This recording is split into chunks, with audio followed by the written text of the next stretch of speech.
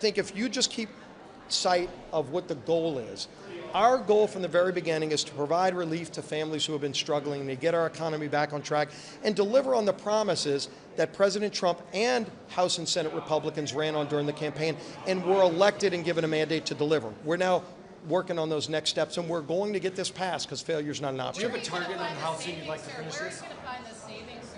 Well, the beauty is that the committees get to go do that. You can find 1.5 trillion and more. And obviously you saw the press conference this morning. Well, first of all, if you look, bless you, if you look at just waste, fraud, and abuse in all federal programs, that's on the table. And I think most Americans would tell you, please go root out waste, fraud, and abuse. So if any program is stealing money from taxpayers in a way that's not intended, not even talking about changing eligibility, all of those things are going to be looked at to make the programs work better. Some of these programs do not work well for the people on it. I'll give you an example. Because a lot of lies have been told about disabled people. Medicaid does not work well enough for disabled people. We can make it work better, and part of that is by taking away some of the siphoning off of the program by people that shouldn't be on it. There are illegals in the hundreds of thousands at a minimum on Medicaid, taking billions of dollars out of that program, hurting disabled people. So we need to strengthen those programs, and we're going to be working on that too. But if you look at some of the other things, spectrum sales, nobody talks about that.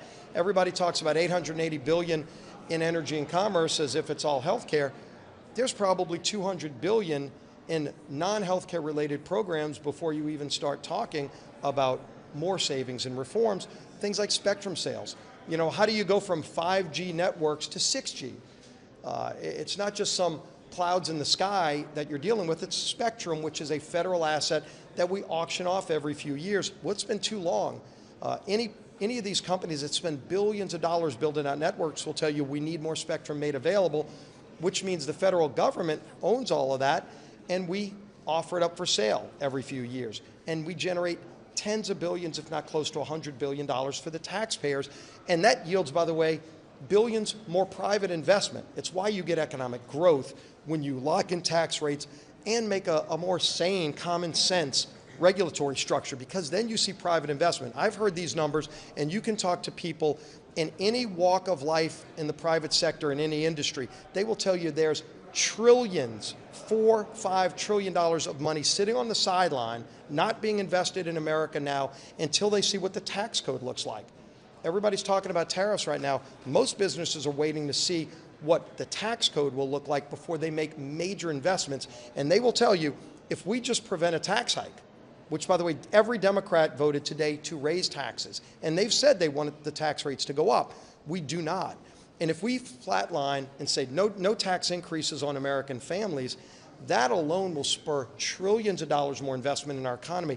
And you could see 3% GDP growth, which would be not only great for the economy, more money in your pockets when you go to the grocery store, when you go to the gas station, but it also gives us, the federal treasury, more money coming in to lower the deficit.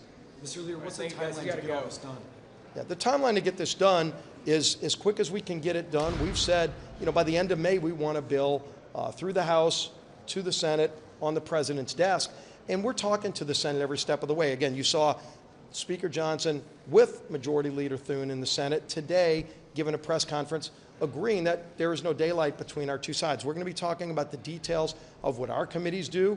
They don't have the exact same committees. They don't have an Energy and Commerce Committee. They have a Commerce Committee. Finance Committee in the Senate will do a lot of the components on Medicaid that the Energy and Commerce Committee would do. But at the end of the day, all of those policies will come together, and we're talking about those things now. Over the next 2 weeks, our committees will be talking together, House and Senate, so that when we send the bill over to the Senate, after we continue to do the work, and we've done a lot of it already, it's not going to be the first time they've seen it. So we want a process that moves quickly. President Trump, as you know, he's not somebody that wants to wait around for months. He wants to see the kind of economic growth and success so that families can get the benefits of what we do now, not have to wait till the end of the year. That's why we want to get it done by this summer. I'd love to see that bill on the president's desk by the end of May, and it can be. So thank y'all. Thank you. Thank you. Just a little bit, please. That was ideal. Rooting for you. Yeah, that's it. Yeah. Heads up. Monica's got some pressure too. and we can do it.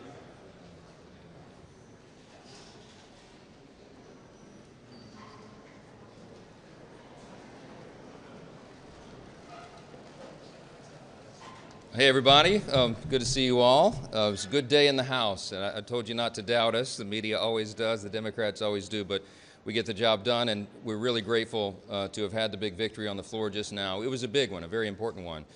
Quick recap, just on a busy week in Washington, we got a lot of important things done for the American people this week. We passed the SAVE Act today, as you know, and that ensures that you got to have identification. You have to prove your identity, because only U.S. citizens should vote and decide U.S. elections.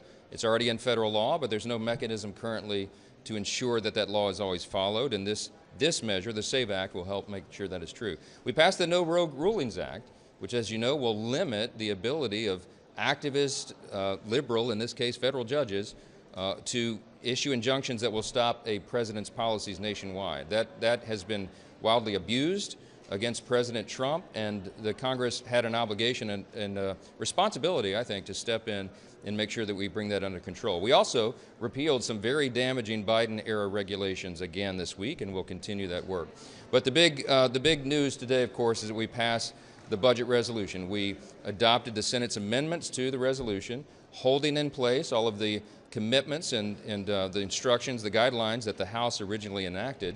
And that was a big step, because that will allow us now to move forward, to have our committees actually drafting the one big beautiful bill. There's a lot of work ahead of us, and we're really excited about that. In November, the American people delivered unified government to the Republican Party. They returned President Donald J. Trump to the White House.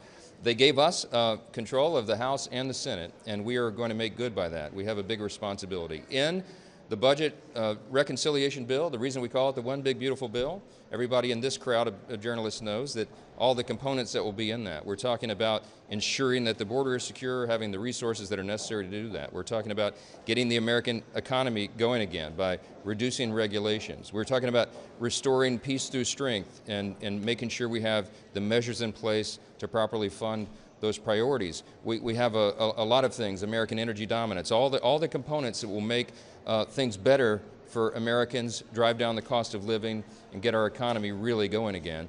And of course, not the least of which, the big components of the one big beautiful bill is to ensure that we don't have the largest tax increase in U.S. history all at once, which is what would happen at the end of this year if we didn't accomplish this mission, because the Tax Cuts and Jobs Act, the tax cuts from the first Trump administration, as we know, would expire. So a big day for us.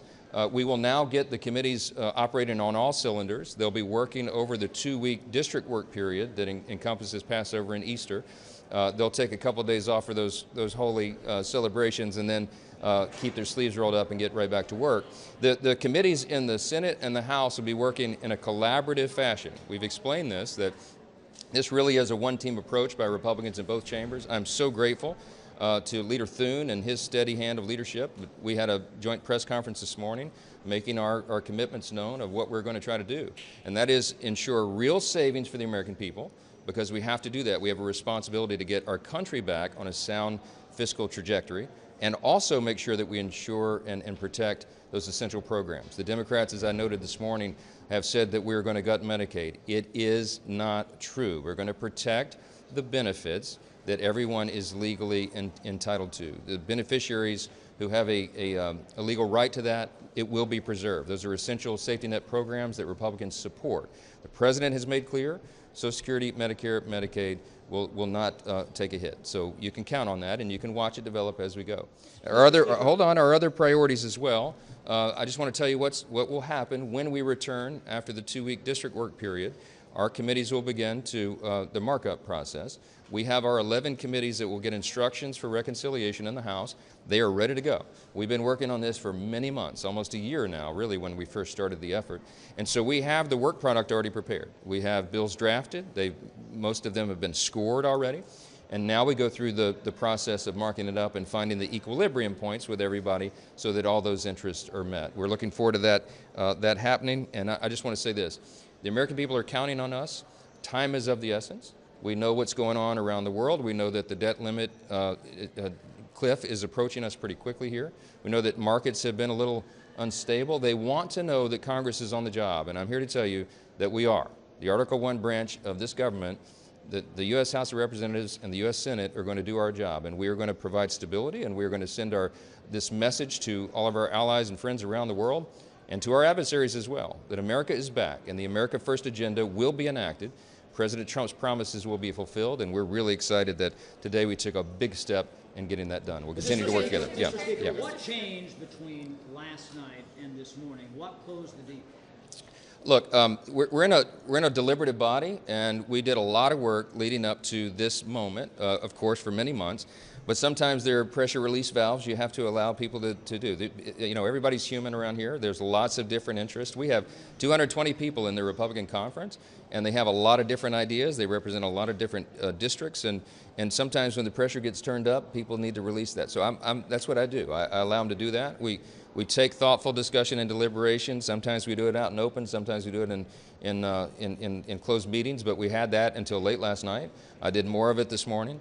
I want to compliment our president, President Trump, who is always engaged with us and available and accessible. He didn't have to call a single member to wrangle anybody on this thing. He allowed me the space to do what I need to do, and we got the votes together, and we reaffirmed our commitments. It's real. We want to find real savings. We have an obligation to do that, but we also have to protect these essential programs. We can and will do both, and you're going to see that in the next few weeks. How do you ensure that this type of war with hardliners doesn't derail the process in the next coming months? Look, everyone that you would describe as a hardliner, I mean, people who were in the room last night, are there in good faith. I mean, these are my closest friends, colleagues. I mean, all of us. We're one big team, and their intention is good. They're in good faith. They want to make sure, because they believe we have a responsibility, as I do, to make sure that the national debt and our deficits that we've been running around here for too long are turned back on a different trajectory. And I use the analogy all the time. We have it's effectively like a giant aircraft carrier, and you don't turn an aircraft carrier on a dime. It takes miles of open ocean. But we have a responsibility, and we have a once-in-a-lifetime opportunity with this reconciliation measure before us to make a real turn in that aircraft carrier, and we're very serious about it. And so the colleagues that were in the conversations up to past midnight last night just wanted assurances that we're really, really going to do that, and we are, but we're going to do it in a way that doesn't unduly affect or harm any beneficiary of a public program that's available to them. So you'll see that works out. Yeah, can you give some areas of spending cuts you're looking at? Because you said you've been working on this for a while, so you must know where you're going to cut. Yeah, we have big menus of options and items in 11 different committees of jurisdiction, and one of the big ones is energy and commerce, because they have such a broad jurisdiction, and that's where you'll be looking at, you know, Medicaid, for example, which is the thing that the Democrats are trying to frankly lie to the American people about. No one has talked about cutting one benefit in Medicaid to anyone who's duly owed. What we've talked about is returning work requirements. So, for example, you don't have able-bodied young men on a program that's designed for single mothers and the elderly and disabled. They're draining resources from people who are actually do that. So if you clean that up and shore it up, you save a lot of money, and you return the dignity of work to young men who need to be out working instead of playing video games all day. We have a lot of fraud, waste, and abuse in Medicaid. Just one tiny example. The estimate is $51 billion a year in Medicaid is lost to fraud. That's unconscionable. We now have, with the DOGE efforts and with new algorithms and with new oversight responsibilities and opportunities, we have ability to carve that out. We have a responsibility to do it. That estimate by some people, some estimates say that is very low. It's actually much higher than that. So we're going to go through, carve out, find these savings, low-hanging fruit, and examples like that. There's a lot of it in the federal government. I mean, look, we have a $36 trillion federal debt right now. We're running deficits every year. It's not the way to run our country. We need to return to fiscal sanity, and that's what the Republican Party represents. And you know what? That's good for every American. But sir, the instructions are $800 billion for these committees. Mm-hmm. Are you saying there is $800 billion in fraud, waste, and abuse? I'm saying that the categories of fraud, waste, and abuse, in addition to the other areas that we've been looking at for almost a year now, that we can find well more than $800 billion in savings, and we will. And that's what we committed to. That's what. Because the markets are down 1,300 points, and you talked about sending them a strong signal that Congress is doing its work. I mean, obviously, we saw the president put the pause on his Yep. Does he need to just end them, scrap them at this point? No, I'm going to let the. Give the markets more certainty. I'm delighted to let the president make the decisions on that. I mean, he and I spoke yesterday about the spike in the stock market after the pause, and I think he recognized the moment was right to do it, and that seems to be a great decision. So we're going to let him do that. I'm going to do my job over here, but I do hope and believe that the vote today is a very strong signal to the markets, to investors, job creators, entrepreneurs, the people that make the economy run, that the Congress is going to get us on sound footing. And you can count on that, and you can bet on it, and you ought to, I think today would be a great day to buy stocks. Thank you. Medicaid fraud, sir. Can you still tell us by Memorial Day, sir? Was the vote today the easiest through this whole process? Video games.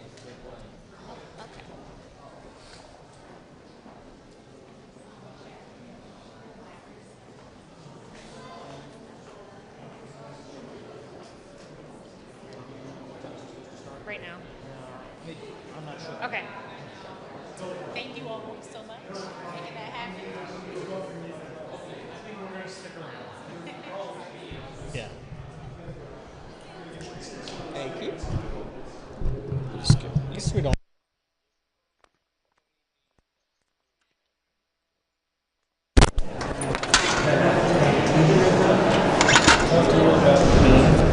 About what?